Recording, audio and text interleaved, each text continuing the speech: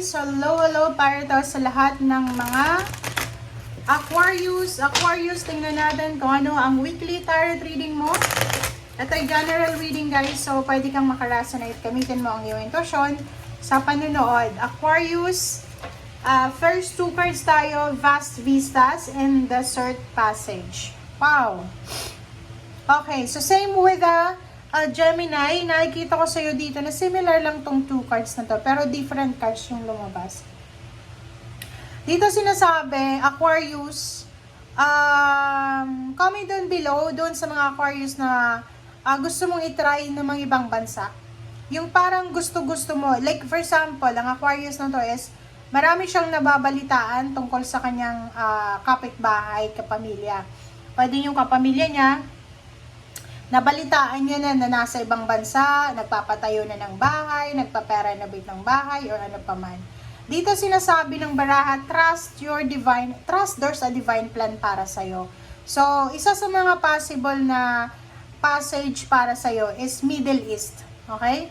So, kung ikaw ay hahanap ng trabaho international, isa sa pwede mong simulan na hanapin na trabaho is yung nasa Middle East na trabaho. Babae ka man or lalaki.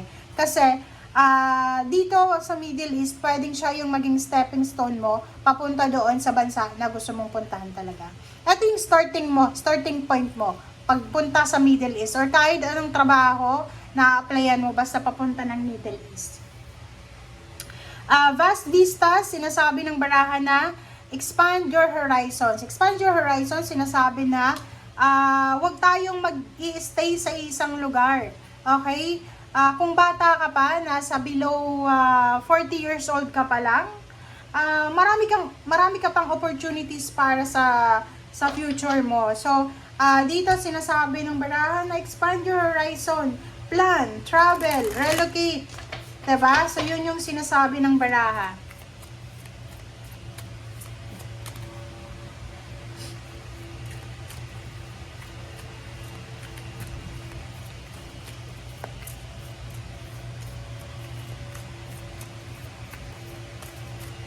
Okay. Rest and rejuvenation is number 19, it's 10. So, dito sinasabi ng baraha, rest and rejuvenation. Sinasabi dito na as much as possible, this week, wag masyadong mag-focus sa trabaho, negosyo. Bigyan yung sarili ng time na makapagpahinga, makapag-rest. Okay? Napaka-importante yan ngayong linggo.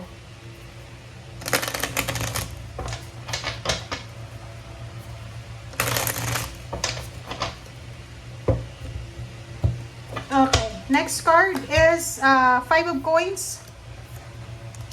Okay. Sa problema sa pera. Okay. So, ikaw, Aquarius, kung may problema ka sa pera, sinasabi ng baraha sa'yo na you have the choice, you have the option para ayusin ang problema mo sa pera. Parang ganun. Four of Cups. And, wow! So, nakikita ko sa'yo dito, meron na Aquarius na naghihintay siya. Babae ito, naghihintay siya ng pakasalan siya ng kanyang karelasyon. Or pwedeng naghihintay yung Aquarius na to para sa isang contract signing, paper documents, pwedeng naghihintay ka ng papeles, visa, passports, or any government papers. Okay, the Tower and Queen of Cups. The Tower and Queen of Cups, sinasabi ng baraha sa'yo dito na sa usaping relationship, yun nga, kailangan natin na maging dahan-dahan lang, mag-iingat tayo kasi pwedeng masira yung diskarte natin sa buhay. Yung Queen of Cups, kailangan nating kontrolin ang ating emosyon. Yun yung sinasabi sa'yo dito ng Queen of Cups. Wow, Six of Swords. Six of Swords is a manifestation of these two cards. Sinasabi ng baraha sa'yo dito na possible yung pagta-travel. Kung halimbawa hindi ka na masaya sa Pilipinas, grab the opportunity, di ba? Maghanap ka ng mga libreng mga agency papunta ng ibang bansa. Kung nasa below 40 years old ka, huwag mong aksayahin ang oras mo, okay? Nakikita natin na pwedeng sa week na to makakapag-desisyon ka na mag-travel, mag-relocate, magbakasyon, umuwi ng Pilipinas kung nasa ibang bansa ka na, umuwi ng probinsya kung nasa Maynila ka.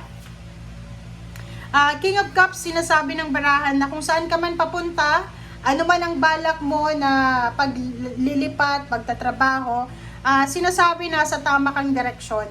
Okay? Siguro ang kailangan mong maghintay is maybe 3 months. So, April, May, June, or maybe July. July nakikita ko pwedeng magta-travel ka, or pwedeng, eto na yung minamanifest mo na travel plans. Okay? The Hermit and King of Wands, nakikita ko sa'yo dito na sa usaping pera, lalo sa trabaho, huwag tayong masyadong mapili sa trabaho. Kung ano yung available na job, i-grab mo na yung opportunity na yan kasi sa panahon ngayon, napakahirap maghanap ng trabaho. And Page of Wands, sinasabi ng barahan na may incoming offer ng job. Upcoming offer ng job. It's either from someone na kilala mo or from someone na makikilala mo pa lang. Temperance, sa usaping pera, kung may problema ka sa pera, yung parang ang dami mong utang, marami kang kailangan na balansehin sa salapi, kailangan mong magdahan-dahan, okay? Wheel of Fortune, sabi ko sa iyo etong Wheel of Fortune and Justice, parehong major arcana siya, sinasabi na eto talaga na Middle East, guys. Hindi ko alam kung bakit, basta sinasabi sir dito, kung gusto mong mag-abroad, i-try mo yung pagpunta sa Middle East kasi siya yung pwedeng makapagpabago. Pwede siya yung maging rason para umikot yung Wheel of Fortune mo para bigyan ka ng fair and just na buhay. Parang ganon. And last card natin is Page of Cups. Diba? So sinasabi ng baraha sa'yo na expect mo na upcoming offer, emotional offer, love offer, or anything na offer para sa'yo. Etong 6 of Swords na to, sinasabi na kahit nasa ibang bansa ka na, papunta ka pa lang ng ibang bansa, papunta ng probinsya, papunta ng city, sinasabi ng barahan na nasa tama kang direksyon. Okay, kung ano man to na plano mo, saan man itong plano mo, pero yung pinakamaganda talaga dito guys is Middle East. Yung mga mag-a-abroad na gusto nyo agad, America, Europa, nako, bakit hindi nyo muna i-try yung dito lang sa mabilis mag-apply, mabilis magtrabaho, parang gano'n. So Middle East muna, and wag nating masyadong i-down yung pagtatrabaho ng mga tao sa Middle East kasi marami tayong kilala na dyan galing sa Middle East na bago sila nakapunta ng UK, ng Canada, ng Amerika, ng Europa, pero dyan sila nagsimula na mabuhay ng sobra-sobrang marangya. Okay? So, dito sa baraha mo, sinasabi na sa first week ng April, prioritize peace and harmony, prioritize rest then. Okay? Thank you guys. Bye!